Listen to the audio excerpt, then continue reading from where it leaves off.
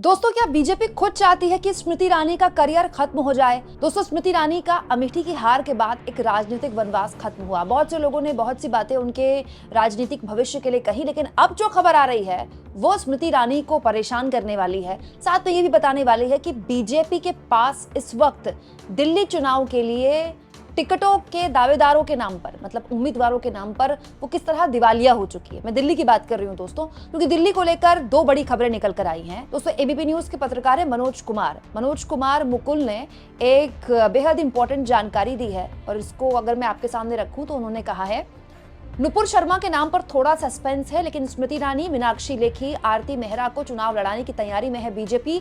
कल टिकट के ऐलान संभव।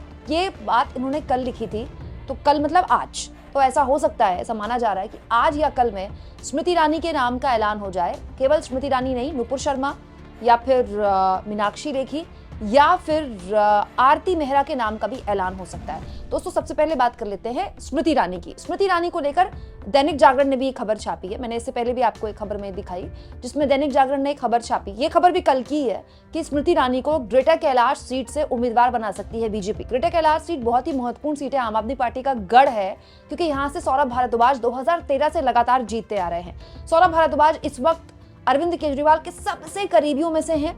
ये वो हैं जिन्होंने केजरीवाल, सिसोदिया, संजय सिंह के जेल जाने के बाद भी पार्टी टूटने नहीं दी। सौरभ भारद्वाज और आतिशी काफी सक्रिय रहे, और आज एक बहुत इंपॉर्टेंट पिलर हैं आम आदमी पार्टी के सौरभ भारद्वाज। ऐसी रणनीति बीजेपी अपना सकती है कि सौरभ भारद्वाज के खिलाफ ग्रेटर कैलाश से स्मृति ईरानी को उतार दे। तो अगर ऐसा होता है दोस्तों, तो सबसे पहले तो स्मृति ईरानी का डिमोशन है, क्योंकि स्मृति ईरानी कहाँ राहुल गांधी को हराने वाली नेता। स्मृति ईरानी जिनको लेकर बड़ी बड़ी बातें कही जा रही थी, एक वक्त में तो चर्चा ये भी उड़ने लगी कि स्मृति ईरानी को बीजेपी का राष्ट्रीय अध्यक्ष बनाया जा सकता है। स्मृति ईरानी जो सीधा गांधी परिवार को चैलेंज दिया करती थी, अब उनकी क्या ये स्थिति कर देगी बीजेपी कि दिल्ली के एक मंत्री को वो चैलेंज देंगी।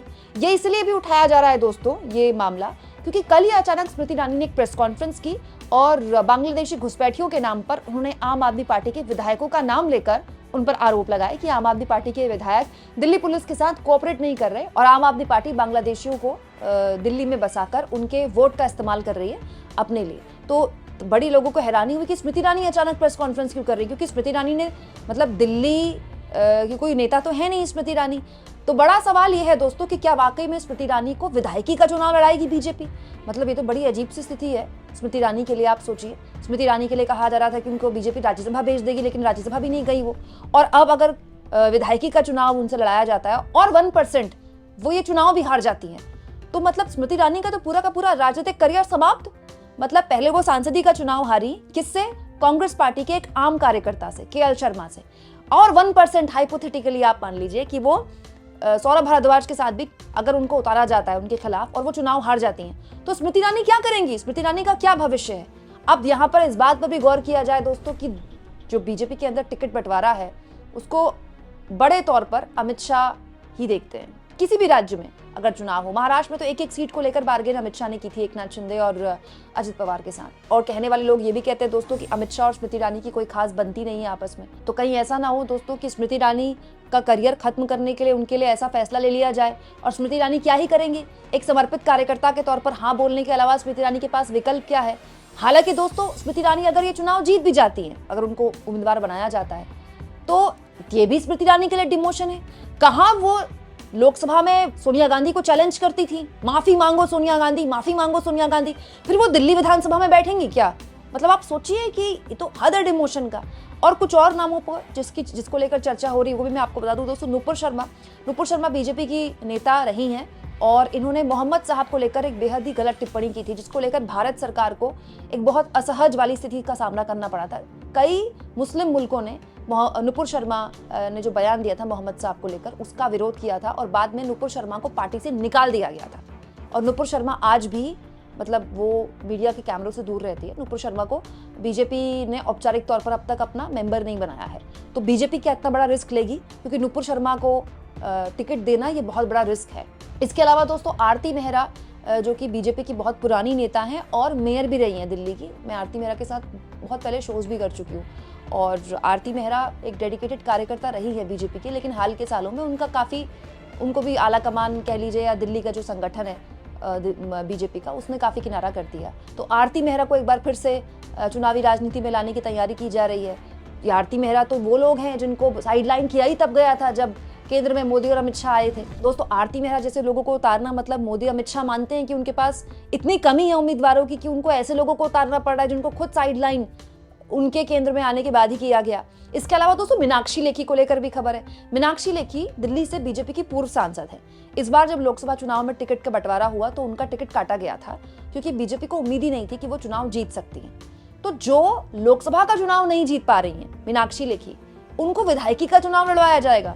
मतलब जो लोकसभा की सीट नहीं निकाल पा रहा वो विधानसभा की सीट निकालेगा क्या? और दोस्तों, मीनाक्षी लेखी भी राष्ट्रीय राजनीति का चेहरा है, उनका भी एक तरह से डिमोशन ही माना जाएगा और वो विधायकी का चुनाव उनसे लड़ाया जा रहा है। तो ये बताता है दोस्तों कि बीजेपी के अंदर काफी मंथन चल रहा है दिल्ली में। वैसे रमेश बिधूड़ी भी दोस्तों बीजेपी के पूर्व सांसद ही हैं और उनको भी इस बार टिकट नहीं दिया था बीजेपी ने, लेकिन उनको भी विधायकी का चुनाव लड़ा रही है बीजेपी कालका से।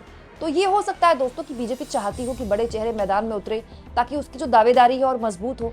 लेकिन मुझे तो स्मृति ईरानी के बारे में सोचकर वाकई में बड़ा बुरा लग रहा है। मतलब सच में जिसने भी कहा है ना, बहुत खूब कहा है कि वक्त से बड़ा बलवान कोई नहीं होता। हमको ऐसा लगता है कि हमारे दिन कभी नहीं फिरेंगे, हमको ऐसा लगता है कि हमें हराने वाला कोई नहीं है। लेकिन जब आप कमज़ोर होते हैं, ख़ास तौर पर जब आप राजनीति में कमज़ोर होते हैं, तो आपकी अपनी पार्टी आपका साथ छोड़ देती है। मतलब स्मृति ईरानी कुछ नहीं तो एक राज्यसभा की सीट तो डिजर्व करती ही थी।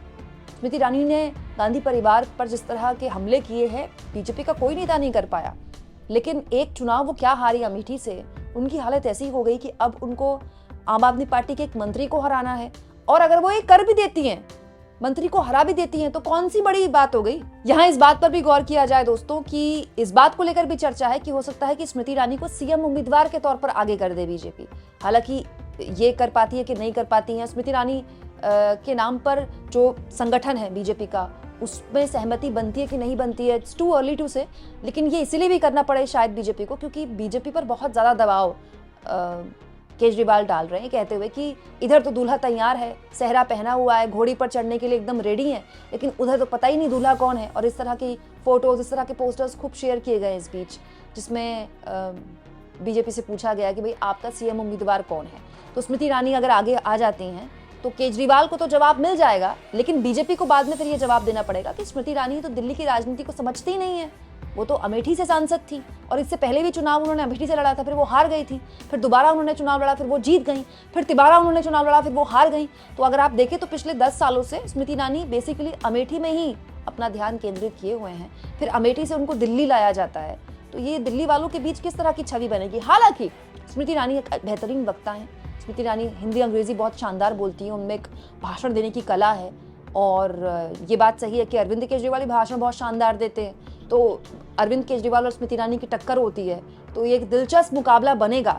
लेकिन ये मुकाबला जमीन पर कितना रंग लाता है तो खैर वक्त बता देगा। लेकिन जब 1 महीने से भी कम का वक्त अब वोटिंग में बचा हो दोस्तों, ये आप कह सकते हैं कि इस तरह के नामों के ऐलान की खबरें जब आ रही है बीजेपी की तरफ से, तो ये बताता है कि बीजेपी अभी तक चेहरा नहीं दे पाई दिल्ली के लोगों को और ना ही वो ये तय कर पाई है कि टिकट किसको बटेंगे। आपको क्या लगता है दोस्तों, क्या स्मृति ईरानी को बीजेपी उतार पाएगी उम्मीदवार के तौर पर? और अगर उतार दिया, क्या सीएम उम्मीदवार के तौर पर उनका नाम आगे किया जाएगा? और अगर ऐसा किया जाता है तो स्मृति ईरानी का क्या डिमोशन नहीं होगा? कमेंट बॉक्स में जरूर लिखें और जितना हो सके चैनल को शेयर करें, सब्सक्राइब करें और थैंक्स और ज्वाइन के ऑप्शन से अगर आप चाहें तो कुछ आर्थिक मदद भी चैनल की जरूर करें।